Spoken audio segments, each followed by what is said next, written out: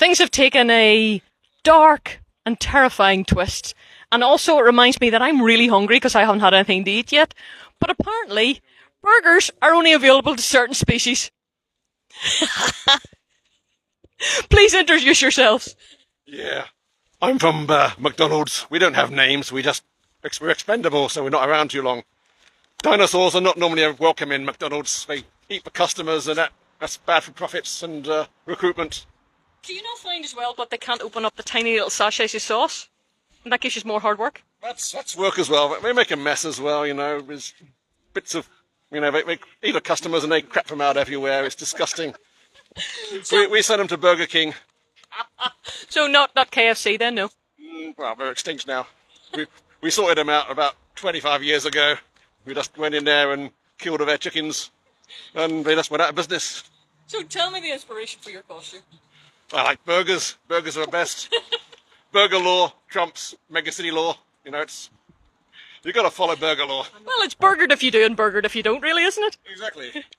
Eat burger. That's what we say. Your costume is unbelievable. Hang on, I'm just going to get a wee close up here on your bag and your badges. Don't forget, dinosaurs, stay away. Go to Burger King. And let's see what's on the bag. We're expanding all the time. We're killing the competition. It's the best way. Yeah, one artery at a time. And tell us, Mr. Dinosaur, who's really secretly a Madam Dinosaur. Well, I'll speak for this little lady. She's she's old one eye, but she's actually got two. I know, I can see. But she doesn't talk much. But you've got to keep your hands away from her mouth because sometimes she does tend to bite. So you have to just smack it around. Oh, sorry, smack it around a little bit, and they tend to behave themselves. You know, very, very docile beasts, really. But yeah, it's lovely. See, the thing is, you're actually married to a dinosaur. Indeed. Yeah. Yeah, she's a bit of an old fossil. How does that normally work in the bedroom? Like you wouldn't believe. Those tiny little hands must be very, very difficult. It is at times. Yeah, I mean, yeah, we've experimented. Put it this way. She will never grab your hair. No. No, she'll never be able to reach. No. So tell me, Paul, tell me the costumes that you sort of Oh well, today I'm Devil Noir. It's very sophisticated. Thank you. Yeah. I tend to hunt all sorts of creatures and monsters for the Vatican. You know, but it's, as you can probably see, I'm a man of the cloth. So I like to smoke occasionally, and I prefer the company of gentlemen rather than the lady sort. You know. Oh yes, indeed. Yes. Sometimes I do If too. any of these chaps in leather around, I might be coming round for a little spanking later. Yes. I would Yeah, say, get well, excited. what about that judge there to your Jerry, side? Jerry, Yes. yes, I've had Jerry once or twice. Yes, it was very memorable. And he's still smiling, which is what gets me as well. Certainly is. Yeah. Yeah, she quite enjoyed that moment. Interesting. So, marks out of 10, would you give him one? I'd give this chap a good 10. A good 10. I would definitely get a good 10. Right? I mean, that helmet needs polishing very frequently. Just look at the state of it. Filthy. It's a bit manky, isn't it? It's they are rather. Yeah. You see, this is it. This is. Yeah. He knows all about. We're much cleaner, as you can see to my chaps over to right there. That's good, chaps. Always clean, engaged. Because you've got nothing. You've not got a lot going on over there. Must See, be make a seat professional. once where it's all that. They don't need guns. They just have their buttons. We talk, we take bribes, it all goes away, everybody's happy. And does tea actually solve a lot of problems? Do you think? Yes. Yes. So here's a bit of a controversial question: can we blame you for Brexit? We get blamed for most things, if I'm being completely honest. Again, if they'd have just taken a few bribes, probably did, it would have all gone away quite happily, we'd have all been happy. Yeah. And really, can you do something, please, about Boris? No. Is he above the law, Nobody's above the law. apart from Boris? Even our own judges aren't above the law. So how would you have dealt with Partygate? We would have known about it when it was still an offence, and then we would have dealt with it whilst it was still an offence, because it's... Ooh.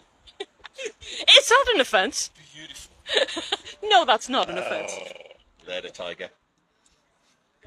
Yeah, Oh, so lost my thought now. yeah, so really, that's the first principle of police work: prevention of crime. Prevention of crime, detection of crime, prosecution of crime. There's a lot of saying the word crime in there. Crime bill. See? All beautiful things that we take pride in. Crown pays, and that's why you can afford your leathers. Yes. Yeah. So give us a wee 360 here, because the Brit Cit Judge is very different from the 2012. Right. Oh, look at this. Oh, I say. Look at the shield. Go on. Because I'm sure some of you have probably seen this on Facebook. Let's see how it goes on.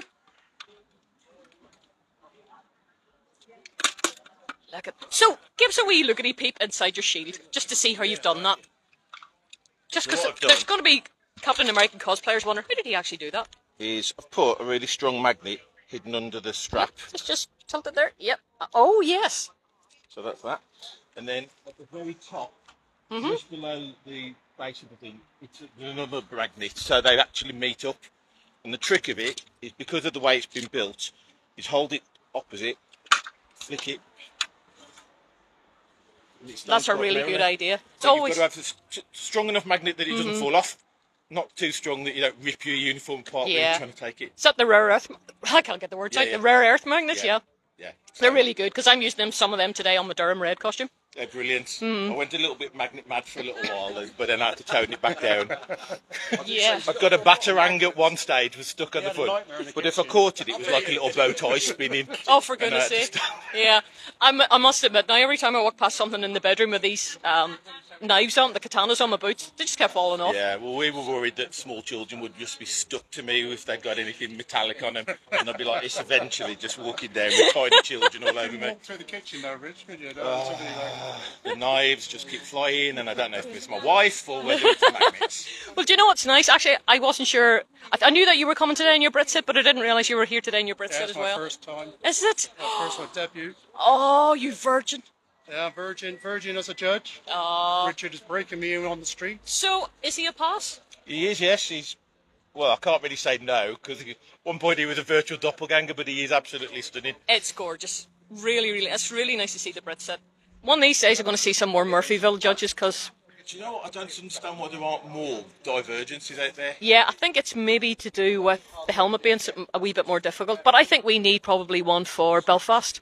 I'd like to see that version. I named Charlie Towers, who made my helmet, because I have a massive Swede. And if you look at the size of his versus mine, we completely redesigned it, made it bigger, made a lion, not a liar, that'd be weird. And effectively, people that are looking to the helmets, just look out there, the people that can make it, you just say what you like, we designed it, and they make it. That's good to know. Yeah. Especially with the advent of 3D printing now, it's completely changed cosplay. When I started 9 years ago, it was sort of on the edges. Some people were using it, but now, I mean, people are printing at home, and well, this is completely 3D makes printed. It really. Yeah. So my old helmet was that one, or that style, which is a resin, whereas this is 3D printed. It's much lighter. You can make the sizes to whatever you want. Again, the lion is 3D printed, so it's a completely 3D printed helmet. It makes such a difference having 3D printed. Yeah, I'm in martial archer later on, and my badges are 3D printed as well for her and her belt buckle. And you're not loaded down with really heavy weight, because I have costumes that are resin too. And I find much better though. It's easier to do.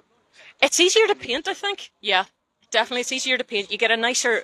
The priming it's easier, and you're getting a better surface, and then if anything goes wrong, it's easier to smooth down, and you're not losing the detailing as well. Yeah. No, but it's nice to have an option.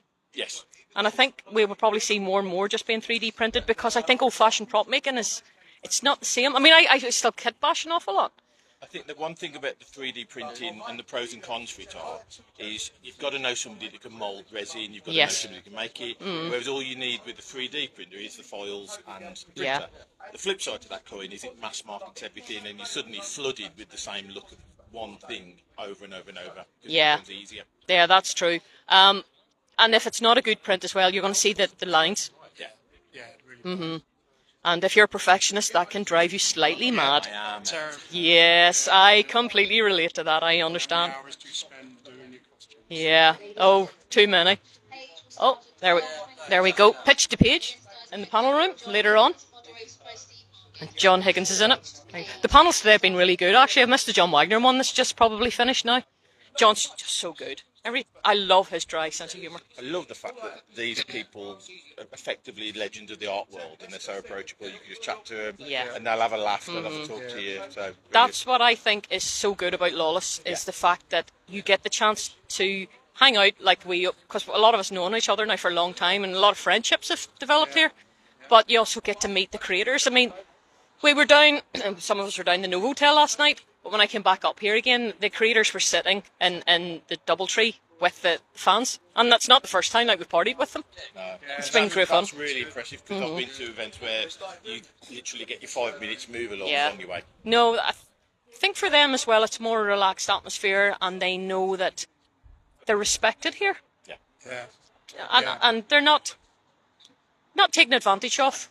Brian Boland was saying in one of the panels there about another artist. Sorry, I can't remember who it was, and how he had such a long queue, actually, of people waiting to get something drawn. And when he got to the end of the queue, he says, "I'm sorry, no, that's it. That's the cut-off point." And somebody who had been working there begged him to do one more, and they did the drawing for. He did the drawing for him, and then people started to queue behind the guy that was getting the drawing, which is a bit of a problem. And he said, "Look, I'm sorry, no, I can't do any more. My hand's too sore." And the guy that he'd taken the time to draw for actually turned around to the chap behind him and said, "I'll sell you that, $50. No. So, I mean, that would not happen here. No. To be honest, I don't think it would. It's not really something that we would do in the UK. No. I think we're a wee bit more reserved that way. So that was a real surprise. So yeah, I think they get the respect they deserve here, and the adoration and the excitement too. Yeah, it's just so fabulous to see them. I mean, there's very few places you can get this, and this is certainly one of the best. That really is a celebration of British comics. Well, look, guys, thank you very much. I think it's nearly lunchtime. Time for me to get the fangs out and get something to drink.